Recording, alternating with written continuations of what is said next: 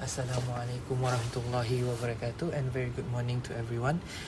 My name is Riz.Reizal bin Abdullah, 22B 1006, and presenting with me today is Muhammad Daniel bin SERFUDIN, 22B 0815. Our chosen topic for today is Gharar and Maqasid Shariah.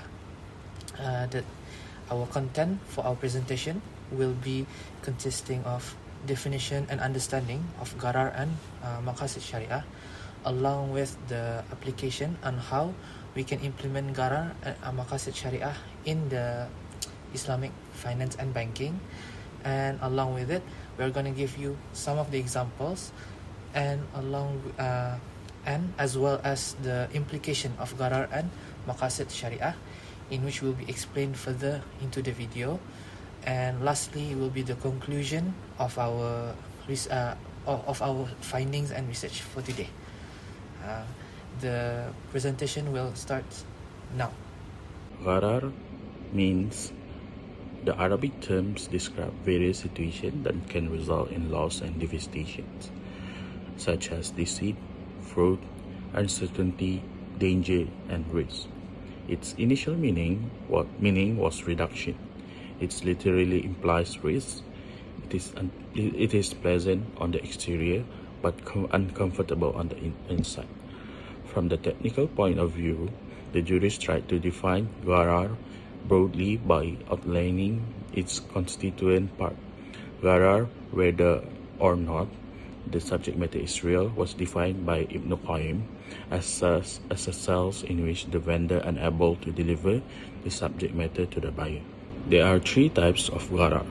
The first one is Gharar Yasir, or the minor Gharar.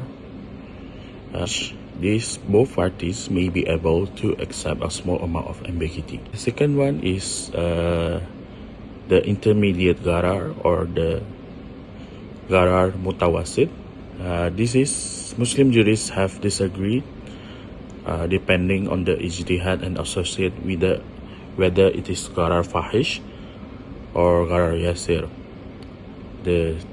Finally, the third one is the major Gharar, or Gharar Fahish, this is uncertainty that impact the central idea of the topic, like selling a bird in the sky. This is deemed to void the contract due to uncertainty surrounding to its essential element, which the subject matter is not with the owner. Moving on towards the definition and understanding of Maqasid Shariah. What I can understand from Maqasid Shariah is, first, it is the establishment of justice. It eliminates everything that relates to unfairness. It also promotes the community. It also promotes and strengthens the relationship between families, between individual and families, as well as the community as a whole in general. Some of the objective of Maqasid Shariah, the first one is endorsing the benefits, which refers to maslahah to the people, and also it also strengthens and promotes justice, which refers to adil, about Gharar and Islamic banking and finance. As you guys know, as stated and explained in the early part of the video, Gharar refers to anything that is uncertain, which has risk. So how do we relate it to Islamic banking and finance? Well, it refers to any transaction that has uncertainty and risk in those contract or transaction. For example, let's say I am the customer and my friend here is the farmer. I want to buy 3 kilos of durian from him, and I will give time, let's say within 4 to 5 months, according to what the farmer needs. Let's say the farmer needs 4 to 5 months to harvest durian that is equivalent to 4 kilograms. However, recently the country itself faces climate change. Up until the harvest is not really certain whether the farmers are able to harvest 4 kilograms or maybe none. Then it is further explained that if we relate Maqasid Shariah and Islamic banking and finance, that if they are both emerge, one of the objective of Maqasid Shariah that can be implemented in Islamic finance is first through the preservation of wealth. The preservation of wealth is considered as a daruriyat in Islam.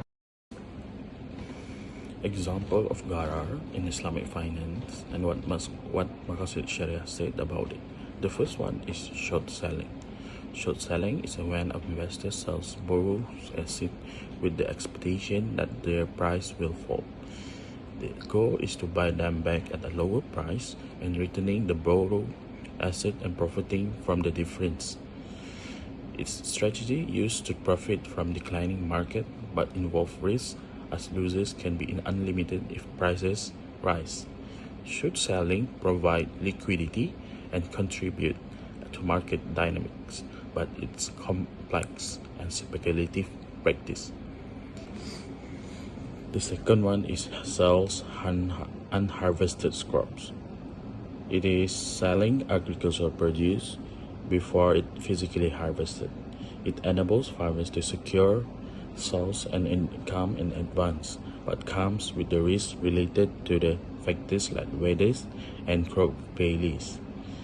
Maqasid Sharia hold that the sales of the unharvested crop is haram, since it is the sales of something that does not yet exist, which against Sharia law. The third one is the sales of disputed property. It involves the selling real estate that currently subject to legal conflict or dispute, posing potential risks and uncertainties for buyers due to unresolved issues and related to the ownerships. Maqasid Sharia hold that the sales of the disputed property is prohibited, which is haram, since it entails the uncertainty of Gharar and the possibility of injury to the buyer. When a property is contested or disputed, it's possible the ownership isn't proven completely, which might result in more disagreement.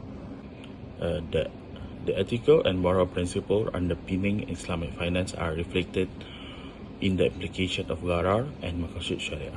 The first one is prevention of wealth, or hifz al-mal. Maqasid Sharia prioritize the preservation and protection of wealth, which stand in contrast of Gharar association with excessive risk and uncertainty. The inclusion of the Gharar in financial transaction may jeopardize the essential goal of safeguarding wealth. Second one is justice and fairness, adil and ihsan. Maqasid Sharia emphasizes justice and equity in all dealings. The introduction of Gharar in contract can lead to the one parties gaining undue advantage, undermining the principle of justice and fairness inherent in Islamic finance. The third one is avoidance of harm. Maqasid Sharia plays a vital role in preventing harm. Gharar inclusion in transaction poses the risk of unnecessary uncertainties, potentially causing financial harm to participants. One is the promotion of economic welfare, or the maslahah. Maqasid Sharia aims to enhance society overall prosperity and well-being. The presence of Gharar, which unclear element, may hinder economic growth and stability, contradicting the broader objective of promoting economic well-being. Conclusion: in summary, the interaction between Gharar and Maqasid Sharia in Islamic finance highlight the challenge of balancing ethical principles with financial transactions. While Maqasid Sharia emphasizes wealth preservation, justice, harm avoidance, and economic welfare, Gharar introduced risks that may jeopardize these goals. Striking a careful balance is crucial for Islamic finance to align with the ethical principles, fostering both financial growth and society well-being.